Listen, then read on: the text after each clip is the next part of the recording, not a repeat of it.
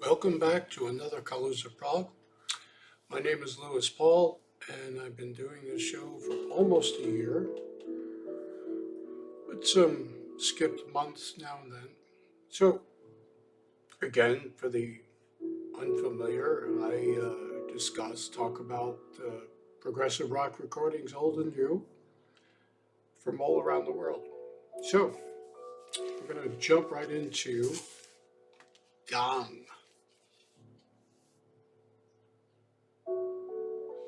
This is the famous Radio Gnome Invisible Part 1 Flying Teapot CD album from 1973. I always found Gong to be a band that entertains and infuriates at the same time. Uh, David Allen, one of the original members of Soft Machine, but he left before their first album, created Gong. He sings, plays guitars, bass, along with Didier Malherbe on flute, saxophones, Gilly Smith, Allen's paramour, commits whispery, sometimes distorted vocals. And there's other members of Gong throughout the years. People come and go. Steve Hillage is a well-known member of the band later on. He's not on this, I believe. If he is, I'll get to it. Anyway, their first album in 1969, Magic Brothers, considered an early precursor to the space rock genre, and thinly associated with prog, the space rock, krautrock, the whole thing there. By 1973, having lived in a Wiccan commune and been exposed to homemade acid, and apparently lots of it, David Allen envisioned a trilogy about astral projection and an alien telepathic station called Radio Gnome.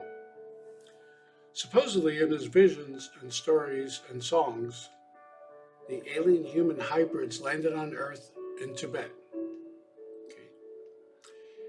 Guitar virtuoso of his own tuning, Steve Hillage was in the band at this point. So, yes, Steve Hillage is on this. As well as Tim Blake on synthesizers and more. So, how was song titled Witch's Song, I Am Your Pussy managed to even get recorded, included on this album, and released is a great mystery. Still, everyone likes the Flying Teapot album.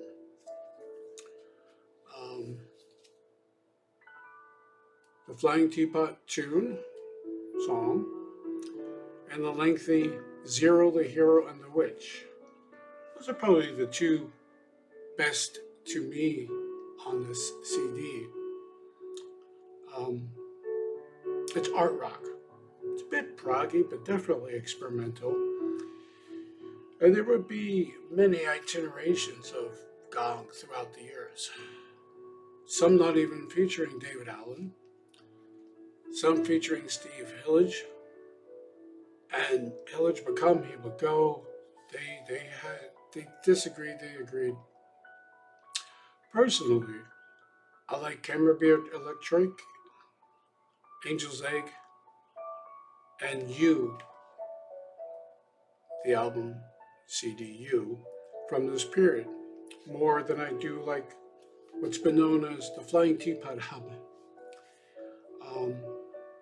And of course, I really enjoyed Kavis Tarabi's version of Gong. He appeared on the 2014 I See You along with Allen, and it was Allen's last recording.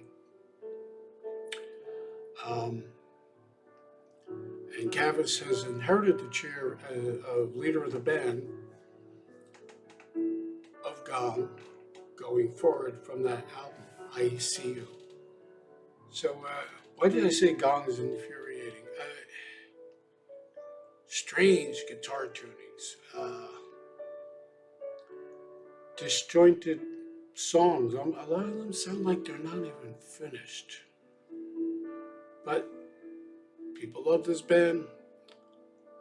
I like quite a bit of their material, and a lot of their material, not for me. That being said, though, I am known for going back to something and giving it another shot. 6 months later, a year later, 2 years later, and totally reassessing it.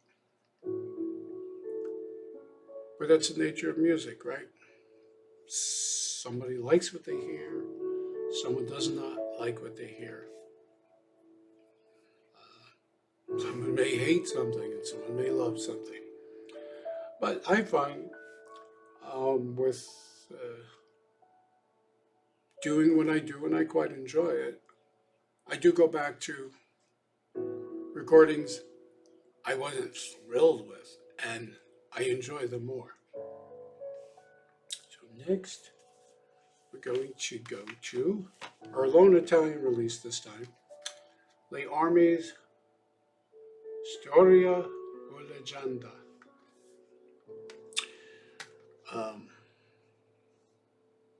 By the time of Orme's 8th or ninth album, if you consider the English language version of 1973's Valona e Sorolla, the band delivered a gorgeous sounding mix of symphonic prog, the likes of their earlier Umono di Piazza in 1972 and Florian, but felt comfortable enough to add in more folk moments. Considering Italy's rich musical history, I've read some have been disappointed with this album because it doesn't roll harder, doesn't have more of that keyboard guitar interplay that's a cornerstone of prog rock, apparently. But it has almost a quiet touch. Really well sung. I really liked it. Less uneven than other Italian bands with a lengthy life of recording. The Orme seem to have always pretty much hit it out of the park every time, for the most part. There is an occasional one where it's like, not quite. This has great vocals in Italian, of course. And the lineup here is Aldo Tagliapietra, Michi Di Rossi, Germano Serafin, and Antonio Pagliucci, all doing a great job.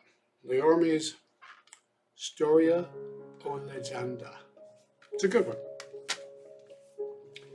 Next, Pendragon. So, bring out the vinyl here. It's so I'm going to discuss two things. Pendragon's The Masquerade Overture and Pendragon Masquerade 20, which is a live celebration of this album and more. So Pendragon, thought by many progressive rock music lovers to be a Polish band. They're not. Pendragon, originally Zeus Pendragon, that was their original name, were actually formed in 1978 in Gloucestershire, England. As a supporting act on live tours, they often played with bands such as Marillion, IQ, and others.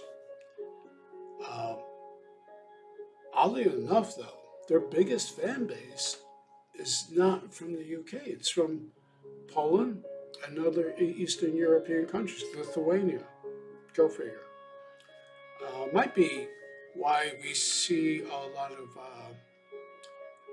well-known prog rock bands that started in the 80s, 90s, and so on later, doing lots of touring in Eastern Europe and recording lots of live material there. Hell, even Fish, the Marillion singer, has a huge fan base in Eastern Europe. So, Nick Barrett and Peter G have been the two mainstays for Pendragon over the years, with keyboardist Clive Nolan joining in 1986. Oddly enough, though, they've been through at least 10 drummers since they formed. Is that a Spinal Tap joke? And the release of their first album, The Jewel, in 1985, is considered by some pop, folk, and prog at the same time. But they certainly have quite a few recordings. So anyway, the Masquerade Overture is most likely their most accessible album. Um, Touring with, again, Marillion, the Phil Collins version of Genesis, seems to have let the band to create a terrific set of songs. They really tore hard. Um, Also, Pendragon are informed by a particularly English folk sound, and yet they they must really like their metal songs. So there's like metal light in this. It works quite good though. Although the combination is quite well and tuneful. There's great guitar keyboard interplay, and many of the songs also have that "Have I heard this somewhere else before?" sound. But most likely you didn't. And that's a shame of it all. They've been at it for a long time. They have many followers all around the world, including the US. But their biggest following, again, is in Eastern Europe. Um, so in 2016, on one of their tours of Poland, Pendragon recorded a live set. This was released in 2017 on the Polish Metal Mine Productions. And it's got a nice little booklet, mini CD, gatefold sleeve. And so it's the latest incarnation of Pendragon, but still the three figures I mentioned earlier. But they're augmented by extra singers, an extra guitar player, as well as a keyboardist or two. So it's a nice live version of Masquerade, as well as they added a few of their hits or non-hits, or their most popular songs from their earlier albums that were in Europe. So it was Pendragon, and it's a band I really quite enjoy, and I recommend to many people. If you're not familiar with them, check them out. You might find some things on YouTube. So next we have Fish. This is called Kettle of Fish, and I believe it was released in 1999. Now, Fish is really Derek William Dick, Scottish-born, original singer from Marillion. And though he only appeared on 4 studio albums, from 1983's Script for a Jester's Tear to 1987's Clutching at Straws, there's many Marillion live recordings, some even released after Fish left the band. And Derek William Dick is known as Fish. It's a name he picked up along the way. There's many different stories about that. Anyway, he's definitely an individualist singer. He didn't sound unlike Peter Gabriel or Peter Hamill if you listen very hard. And he's very much interested personally in the literary works of Jack Kerouac, Dylan Thomas, and others. And it leads to some striking songs with the visuals. You could just pop it in your head. Some of the stuff he did with Marillion was really quite good. But after he left, Steve Hogarth, referred to as H. I don't know what's up with Marillion and the names for their singers. Derek is Fish, and Steve is H. Whatever. And I'm not there are hardcore Marillion fans out there who can explain better than I could. And that's not what I'm trying to do right now. So, Fish had an occasional hit single with Marillion when he was with Marillion, but his solo work is all over the place. Um, by the way, one of the reasons why he left the band Marillion were attributed to illness, exhaustion over touring, or overindulgence of alcohol, or some of the many reasons. But he's been very, very, very busy. Um, has an odd solo career too. He bounces from major labels to minor labels to self-distribution to cult favorite record labels like Roadrunner and the like. And his studio albums are, as a solo artist, are numerous, from 1990's Vigil in the Wilderness of Mirrors onward. Um, but the thing with Fish is that his stuff is slightly off kilter. It's skewed visions of romance, failed romance, romances he's in at the time,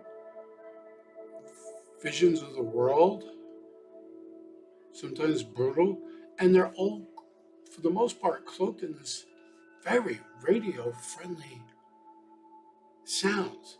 The thing is, though, so Kettle of Fish is not a greatest hits per se. Fish does the thing where he doesn't call his collections, compilations, greatest hits. It's sort of like, because they never were.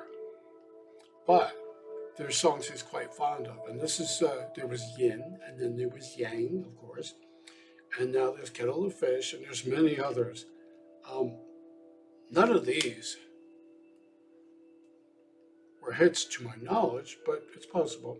But a lot of these songs sound like they could have been um, on soundtracks for popular mid-1980s films like Risky Business, which had a great soundtrack, and popular movies, you know, young teenagers, jaunty, great rock soundtracks.